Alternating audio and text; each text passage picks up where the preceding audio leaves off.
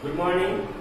हम लोग पढ़े थे इकाई 4 परिवहन, संचार एवं व्यापार, जिसमें हमने जाना कि किसी भी देश के अर्थव्यवस्था के समुचित विकास के लिए हमारा ये परिवहन, संचार और व्यापार की जो मायने हैं वो कितने महत्वपूर्ण है, कितने महत्वपूर्ण भूमिका निभाते हैं।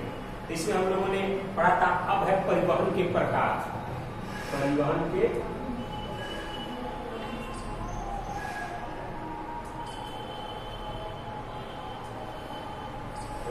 प्रकार, इसको हम लोगों ने 5 भाग में बांटे हैं।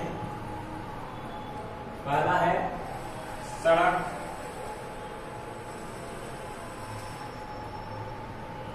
दूसरा है आपको रेल, तीसरा है आपको जल, चौथा है वायु, पांचवा है पाइपलाइन।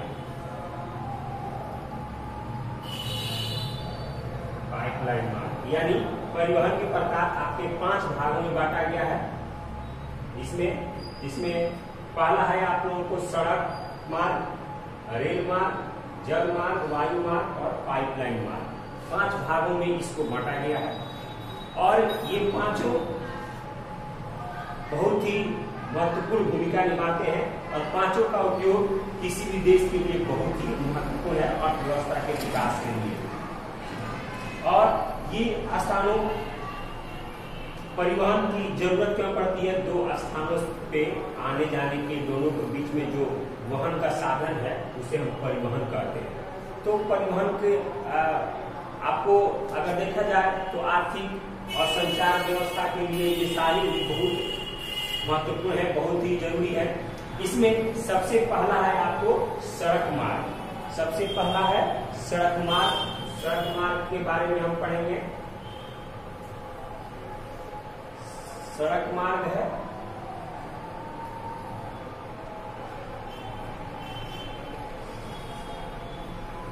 सड़क मार्ग। हम लोग स्कूल से जब घर जाते हैं या घर से जब स्कूल आते हैं तो बिना सड़क मार्ग के हम ना स्कूल आ सकते हैं, ना स्कूल से घर जा सकते हैं। तो हमको ये देखकर ही महत्वपूर्ण उसकी बात नजर आ रही है, उस बात का महत्व नजर आता है कि सड़क मार्ग हमारे लिए कितना ही महत्वपूर्ण है। एक छोटा से छोटा सामान हो या बड़ा से बड़ा सामान हो, उसके लिए सड़क मार्ग बहुत ही आवश्यक है पूरे देश में। हमारे देश में अगर हमको हमारे राज्य में, हमारे क्षेत्र में हर चीज खाने को मिल रहा है तो उसमें सड़क मार्ग बहुत ही महत्वपूर्ण है। खाने ही नहीं, खाने, पहनने, सोने, जितनी भी वस्तुएं हम देख रहे हैं, जितनी वस्तुएं हम इस्तेमाल कर रहे हैं, ये जरूरी नहीं कि हमारे क्षेत्र में ही उत्पादन हो रहा है उसका, सब दूसरे क्षेत्र में भी उत्पादन हो रहे हैं। तो उस वहां पर उत्पादन होने के बाद अगर वो हमारे क्षेत्र में, हमारे शहर में अगर वो आता है तो उसमें सड़क मार्ग का सबसे महत्वपूर्ण स्थान है। सड़क मार्ग 33 लाख किलोमीटर में सड़कों का जाल हमारे भारत में फैला हुआ है। 33 लाख किलोमीटर में जाल फैला हुआ है, जो अपने इस सड़क मार्ग के जाल के लिए ये विश्व में अपना स्थान रखता है। जितने भी और भी देश इस तरह के मामले में आगे हैं उसमें अपना स्थान रखता है और ये महत्वपूर्ण स्थान रखता है पूरे विश्व में, क्योंकि जाल सा बिछा हुआ है सड़कों का। आजकल गांव से लेकर हर तरह की लिंक सड़कें बनाई गई हैं जो सड़क जाकर मेन सड़क में जुड़ती है। ग्रैंड ट्रंक जो रोड है, जीटी रोड जिसको बोलते हैं, वो देश की सबसे पुरानी सड़क है। Grand trunk road Sher Shah Suri द्वारा इस रोड का निर्माण कराया गया था, इस सड़क का निर्माण कराया गया था। शेरशाह सूरी हम लोगों ने समझ पढ़ाया कि जीटी रोड का, ग्रैंड ट्रंक रोड का।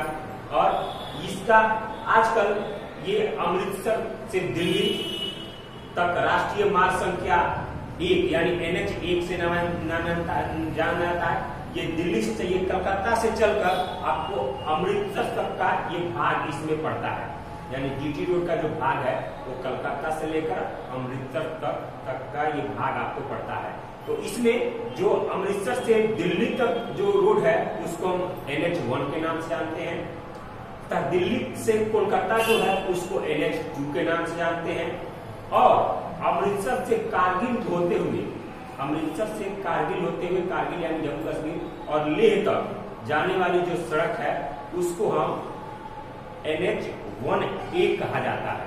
NH-1A कहा जाता है। यानी सड़कों के बारे में देखें तो सबसे पहले सड़क का निर्माण आपको GT रोड का हुआ था। GT यानी ग्रैंड एंड ट्रंक रोड, इसका निर्माण शेर साहब सूरी ने कराया था और इसको भारत में NH-1 के नाम से जानते हैं। ये आपको कलकत्ता से अमृतसर के बीच का ये जितना भाग है वो आपको भारत में पड़ता है। इस रोड का, इस सड़क का भाग आपको भारत में पड़ता है और इसको हम राष्ट्रीय राजमार्ग 1 के नाम से जानते हैं। NH, जितने भी NH की संख्या है हमारे भारत में NH की, वो NH-1 के नाम से ये GT रोड जाना जाता है। भारत में सड़कों का अगर विकास देखा जाए तो इसका प्रमाण हड़प्पा सभ्यता और मोहनजोदड़ो सभ्यता से भी मिलते हैं। यानी हमारी जो सबसे पुरानी सभ्यता है मोहनजोदड़ो या हड़प्पा सभ्यता, उस सभ्यता से सड़कों का निर्माण के बारे में उसकी जानकारी मिलती है। खुदाई में ये आपको बात सामने आई है कि वहां पर सड़कों का निर्माण होता था। बुद्ध के काल में भी जो शासक थे उन्होंने भी सड़कों का निर्माण कराया था। 1857 ईस्वी में प्रथम स्वतंत्रता संग्राम के बाद रेल मार्गों के पूरक के रूप में सड़कों का विकास अंग्रेजों ने किया था। यानी 1857 की जो पल्ली क्रांति हुई थी उसके बाद रेल मार्ग जो बिछाए गए थे 1853 में, उसके पूरक के रूप में यानी उसके एक बगल में सड़कों का निर्माण किया गया। उस पर लोड कम करने के लिए, जाने आने के लिए सड़कों का निर्माण किया गया, एक ऑप्शनल के लिए कि इस पर नहीं होगा तो इससे हम जा सकते हैं, उसी को हम पूरक बोलते हैं, किया गया था। यही नहीं, स्वतंत्रता के पूर्व देश में सड़कों का विकास के लिए नागपुर सड़क योजना बनाई गई थी, जो एक उल्लेखनीय प्रयास है। परिणामतः स्वतंत्रता प्राप्ति के समय देश में लगभग 2,42,000 यानी लगभग 2.5 लाख किलोमीटर कच्ची एवं 1.5 लाख किलोमीटर लंबी पक्की सड़कें निर्माण करवाई गई थी। यानी स्वतंत्रता के समय तक, स्वतंत्रता प्राप्ति के समय तक 1947 तक देश में इतनी सड़कों का निर्माण करा दिया गया था। सड़कों के निर्माण कराए गए थे अंग्रेजों के द्वारा, तो अपनी परिवहन के साधनों के कारण उन्होंने इस तरह का विकास किया था।